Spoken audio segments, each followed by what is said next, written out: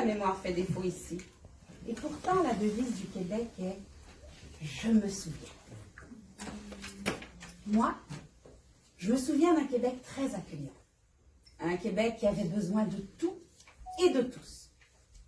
Aujourd'hui, comment peut-il oublier tout l'apport de ces immigrants venus bâtir physiquement, intellectuellement, artistiquement, culinairement et spirituellement ce Québec qui est sur la map monde grâce à l'éducation reçue par tous ces professeurs venus d'ailleurs? Comment peut-il oublier les soins de tous ces médecins et de ces infirmières venus porter renfort au système de santé qui était si défaillant? Et tous ces ingénieurs qui ont bâti les infrastructures de ce Québec moderne?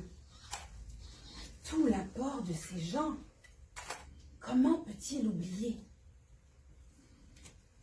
Comment peut-on dire aux enfants de ces mêmes personnes qui ne sont pas d'ici? Comment peut-il oublier que la terre sur laquelle ils se trouvent n'était pas la leur au départ, mais bien celle des Premières Nations? Donc, vous aussi, vous êtes immigrants. Pourquoi ne pouvez-vous pas reconnaître la place de tout un chacun ici, nos compétences, notre valeur intrinsèque en tant qu'être humain?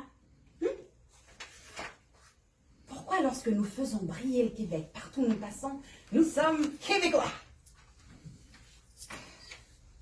Mais lorsque ça ne fait plus votre affaire, nous sommes de purs étrangers. Pourquoi ne peut-on pas se reconnaître sur les écrans de télé, au théâtre, dans les postes de direction, et non une personne par-ci, par-là qui fait foi d'exception, alors que nous sommes très qualifiés? Pourquoi les exigences doivent-elles être beaucoup plus élevées pour nous? Pourquoi sommes-nous souvent sous-payés pour le même travail? Pourquoi Je vous le demande. Je vous le demande. Moi, je me souviens de ce Québec qui s'est ouvert sur le monde grâce à son Expo 67 et aux Jeux Olympiques de 76. Vision du maire Drapeau. Je me souviens aussi du maire Doré, de son ouverture d'esprit et ses belles réalisations, tout comme l'accueil fait à Nelson Mandela. Ce Québec, il fait partie de ma fibre primaire, tout comme mon Haïti natal. À quand cette évolution? À quand le même regard que nous portent les anglophones? À quand cette même ouverture d'esprit? J'ai l'impression que tout se répète et d'entendre encore et encore ce même discours. Je ne veux pas commencer une guerre de clochers. Mais il est vrai que du côté francophone, notre représentativité n'est pas la même que du côté des voisins anglophones. Donc, il n'y avait rien d'étranger pour eux, les anglophones. Ils avaient un melting pot. Tout ça pourquoi? Parce qu'à l'époque, c'était un aspect fondamental qui tenait des écoles catholiques et des écoles protestantes. Mais du côté des francophones, on est resté en mode surprotection. Et on ne s'est même pas rendu compte que le monde avait changé. Et un retard flagrant à tous les niveaux.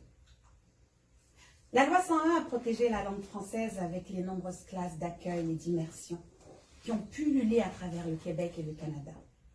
Ce qui est très bien, très très bien. Alors, il est grand temps qu'il y ait un retour du balancier et que le Québec soit le vrai reflet de la mosaïque, des visages, des langues, des accents, de la culture et des couleurs qu'il représente maintenant. Et que le « je me souviens » soit un d'inclusion totale et de gratitude. Nous aussi, nous nous souvenons d'où nous venons.